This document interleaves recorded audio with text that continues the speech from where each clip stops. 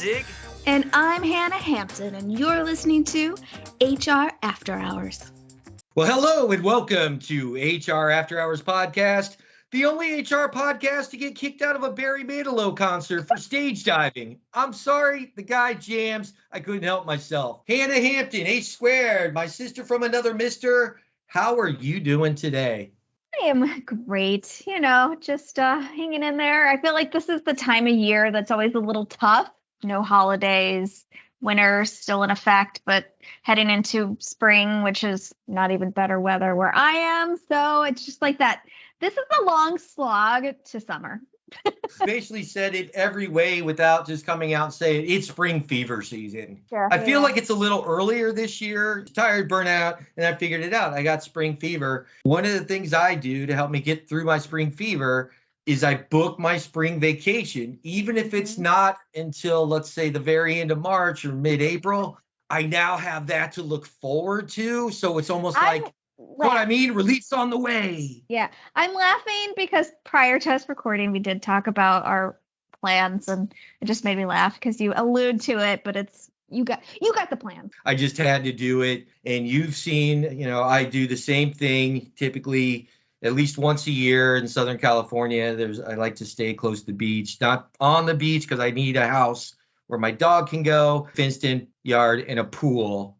And all I do is hang out by the pool and do a little shopping. That's it. I swear I booked the same house every time, but it's not the same house. They're just clones of each other because I need the exact same things. That's not a surprise, but I am predictable sometimes. Yes. Well, no, not you. I meant the houses. Like there's lots of cookie cutter houses out there. Like that would be a whole other podcast. I'll bitch about real estate to you. I'll edit out the part where you hurt my feelings, so that's fine. Speaking of, no, I literally meant cookie cutter houses. Like I'm not a fan. Yeah, go on. I'm sorry. Oh, speaking of spring fever, here's the story that, I think we already knew this was coming. It was a little while ago, February 17th. Here's an article by Catherine Mayer. It's actually in the SHRM newsletter, and the article is Disney employees push back against return to office mandate. It's, a lot of companies are trying to figure out what they want to do, how they're going to do it. We're definitely, like we mentioned in the last episode, where the government's actually declaring the end of the pandemic. When did you get the date on that, Hannah? When can I mark my calendar? Oh, I don't know. I think it's in May. A lot of employers are still kind of waffling back and forth on their hybrid work model, which we've talked about, et cetera. But let's talk about Disney. And I'm going to just paraphrase from this article. But weeks after Walt Disney CEO Bob Iger announced he would require many of Disney's corporate employees to return to the office 4 days a week, thousands of them are pushing back. According to the Washington Post, roughly 2,300 Disney employees signed a petition asking Iger to reconsider the policy. Employees argue that a return to the office is likely to have, quote unquote, unintended consequences that cause long-term harm to the company and will lead to forced resignations among some of the most hard to replace talent and vulnerable communities. And they also allege it will dramatically reduce productivity, output, and efficiency. I hear you giving some amen, brothers, in the background. What are your thoughts straight out of the bat?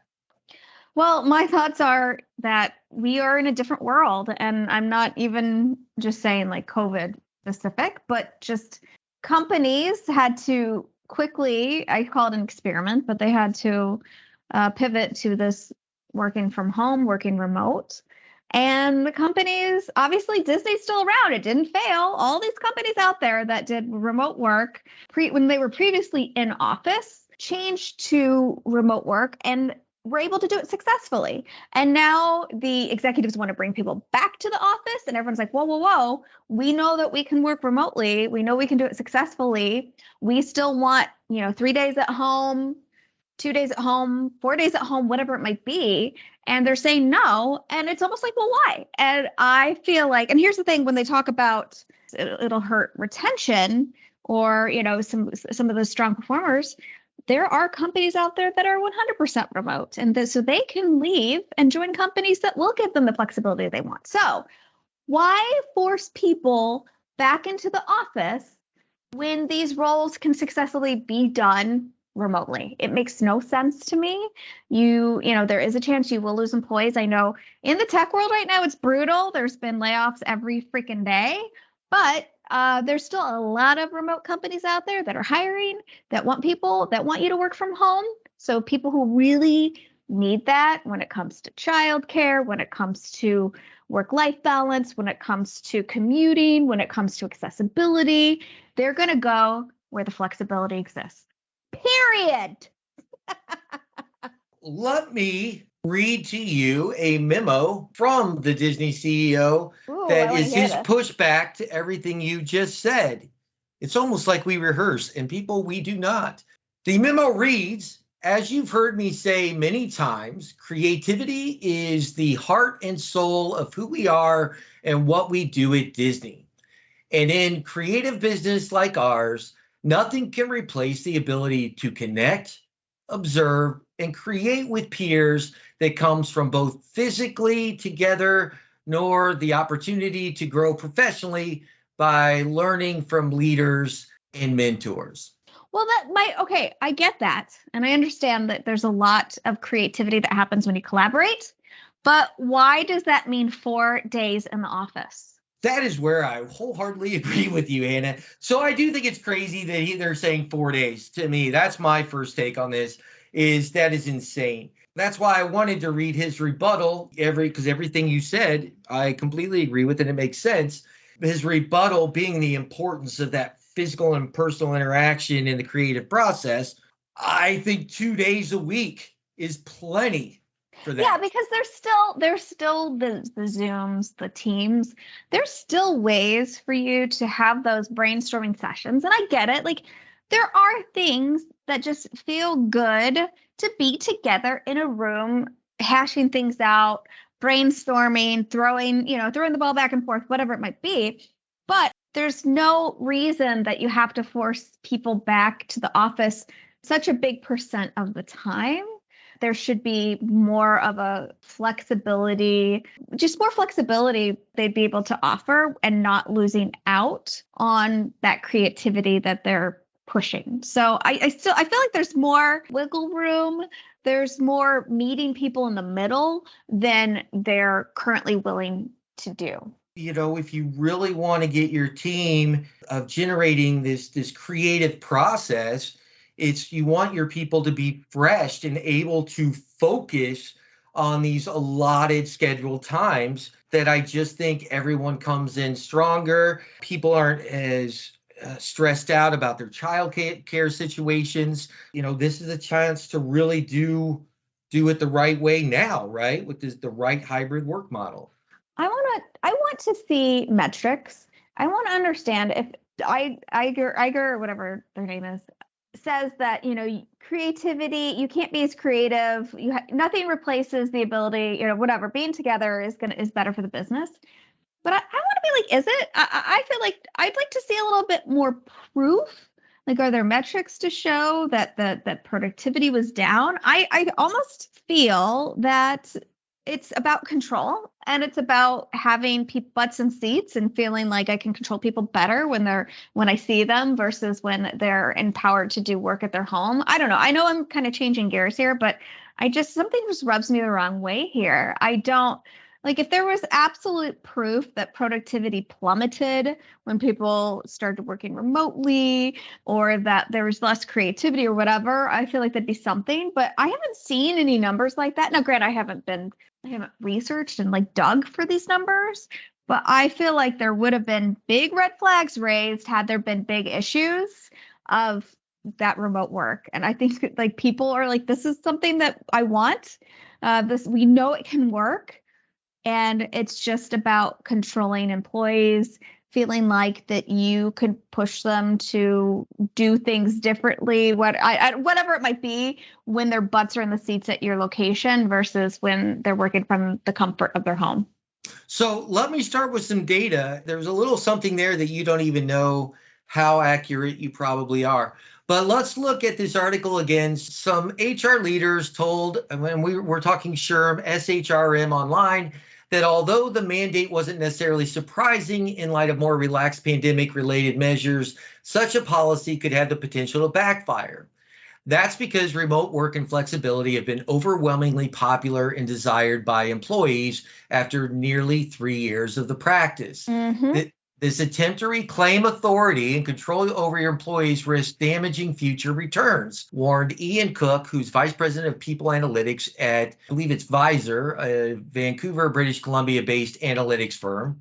Then Jeff Webb, president of solution strategy at Charlotte, North Carolina-based software firm, added that since many employees have been accustomed to remote and hybrid work, a sudden shift back into the office will likely cause some portion of employees to evaluate their priorities and expectations from their employer. And then let's talk some numbers.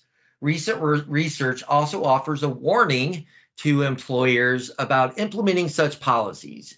Nearly 7 in 10 employees, it was actually 68%, so 6.8, said they would rather look for a new job than return to the office, according to a survey of more than 1,000 remote workers by Clarify Capital. The number is even higher among Gen Z workers, 79% of whom said they would look for a new job over returning to the office. So there alone, obviously people don't want to do it.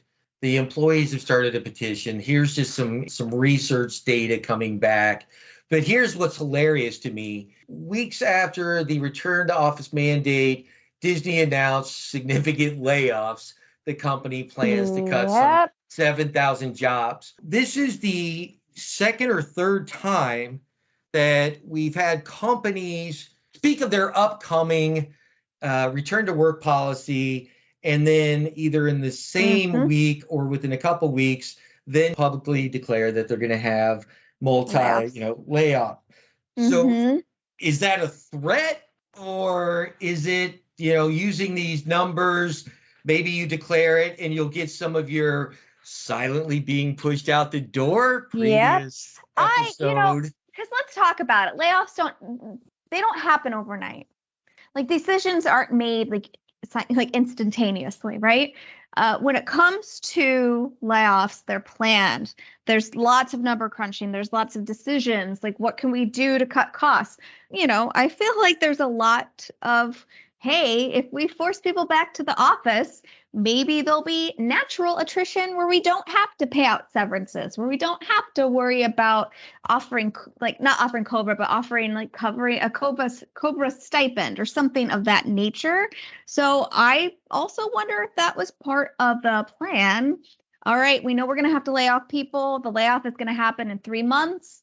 Let's force people back to the office. Let's see if we can get some natural attrition so that the layoff, it's not as big as it needs to be. I feel like that happened at Twitter. I feel like that's happening, that probably happened. Of course, I am guessing, but I do feel like that could be or could have been part of the plan. Amazon just told employees that they are going to do a 3-day week returning to the office starting May 1st. And Amazon just announced layoffs as well. And then this I thought was interesting. It was the last company that they included discussing their return to work policies. Activision Blizzard said they're going to do a 3-day work week.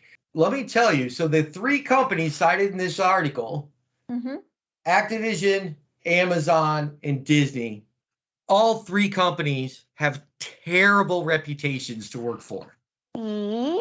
Activision's had harassment lawsuits. Amazon was so bad that the employees put in unions in New York. And I've had firsthand experience dealing with people that have worked in upper management at Amazon. And I have friends that were entry-level and mid-level management at Disney. All of them cited terrible cultures for the employees. Very Elon Musk type of communication where we've got to give it our all, even if that means a 7-day work week. Disney is well known for their micromanagement. So very early on in your opposition to this article, you cited, is it to get, to be able to have more control over your team members? Absolutely. That is my belief. Absolutely. Like I do. There's a lot of things that are in corporate America that are done to keep people in their seats and to keep people in the office, to keep people working. Like I know everyone's like, oh my gosh, like Google, it's so cool. Like they have all those free food and meals. You get all your meals, you get this and that. Well, I mean, a lot of that is so that you stay in the office and that you're there. Like, oh, we'll get your dry cleaning, and there's like we've got doctors on site, we've got nap rooms, whatever, and it's so that you stay there. It's not like I truly don't believe it's for like, oh, because we love you. And I know that's really harsh to say, But you know what it reminds me of? Mhm. I just sent you a meme last night. Okay.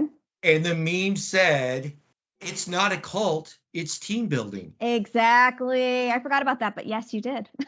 And that's all I could think of when you were just rattling off what you were saying about them. And believe me, like I worked at a place that provided lunch, and that's a great perk. Because you're gonna eat lunch at work anyways, but it's like when you have like, okay, we're gonna give you breakfast, lunch, and dinner, that tells me you want me in the office for 12, 13 hours versus like, hey, like it's natural to have lunch during the workday. I feel like it's just to get people to be there as long as possible. But we know that productivity, like the human brain can't focus.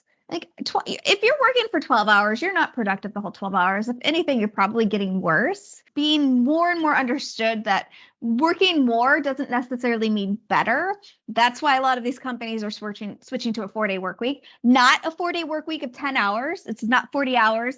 It's a 32-hour work week so that people have more time outside of work to recharge, refresh, and they will be more focused in that smaller amount of time. So I just feel like some of the things that in our capitalistic society, and I'm sorry to use that word, but that's where we are, capitalism, more, forced people, tried to get people like stay in the office, work. We got to make our shareholders happy, work. Like that's just not right. And that's not taking care of your people. This whole time when you're talking about the breakfast, lunch, and dinner being fed to you at the office so you don't leave, I'm thinking of this modern Disney fairy tale where the poor worker Hanna Hampton goes in and they're fattening her up with breakfast and she wants to go out to meet her friends for lunch, but they go, oh no, Hanna, stay here. Today we are going to have hibachi steak. Well, of course, Hanna can't leave when there's free hibachi steak. So they shove the fried rice and the hibachi steak down her, fattening her up. And then she's ready to go home to her family. And they're like, oh, no, Hanna, you can't leave. We're having happy hour and then sushi. And then she stays in there. And then the evil witch comes and eats her alive. So that's my modern Disney fairy tale of Hanna Hampton and the 3-course workday. So I think we have our title of the episode, the 3-course workday. I love it. Lately have gone on this slight tear where it sounds like we're becoming these communist advocates, and we're not. Oh. The reason we're pointing this out, we want those of our listeners that have a seat at the table a chance to really look at all of their options when they create the hybrid work model, or at least try to sway upper leadership to listen to reason. Remote work increase was created by a pandemic, but the people are really trying to find a way to hang on to at least part of it because it made their lives better as far as a home life balance. And those that listen to that will definitely become the employers of choice and attract the top talent. I 100% agree with that. If you really think about it, the 5-day work week, how we're working today, was created in a different time. A lot of times the man went to work, the woman was at home, taking care of the children, taking care of the home, doing this and that. Those days are gone. Of course, there are still some families that work that way, but for the most part, most households, everybody's working. They're at school or they're working, right? So We need to be able to look at handle our lives differently. And that also includes how we work and how that contributes to our lives. And, when people are at the end of their lives, they never say, oh, I wish I would have worked more. I wish I would have spent more time at the office. They think about all the things that they wanted to do with their family, with the people that they loved. The pandemic really opened your eyes to that. Like, hey, this is my one life. Life is short. While I definitely need to survive and need to make money, my life is not revolved around work. Work should be there to support your life. You shouldn't be living to support work. So I know it's easier said than done, but I really hope that more companies help create this world where people are able to have good lives, enjoy their one life, their one take, one spin on this earth. So that's what I want. I want people to have better, more fulfilled, mindful lives. Period. When you're sitting at the table and you're pleading all these things to create the right balance, Hanna could not have nailed it more. We really do want to work to live, not live to work. But what the employer has to realize, one of the biggest shifts is it's not just that the workforce has come accustomed to this and loves it. This is the first time that the workforce has learned to live off less and what's important to them. They are really putting enough value into that you no longer can just make the salary high enough to get the person you want. There's going to be a segment of the market that exists that's solely there to get as much as they can and work as hard as they can and hopefully retire early. So there are going to be people out there that are willing to do that. But it doesn't mean those are the right people for you or the most talented people in the workforce. Ultimately, it should just be a win-win. You're going to find the right people that are going to appreciate this partnership with you and the flexibility, and you're going to get a strong performance. You're going to get the right talent, and they're going to give you more because they are actually grateful because they feel like there's a partnership and that you've heard them. And ultimately, what do we want to do, Hanna? We want to keep the human in human resources. Well said. Well, hey, Hanna, I am real excited that we have a new sponsor. I want you to tell me a little bit and our listeners about our new sponsor, Yogi Raw Life. All right. So Yogi Raw Life is a cork yoga mat company. The brand was started from their love of yoga and renewable resources.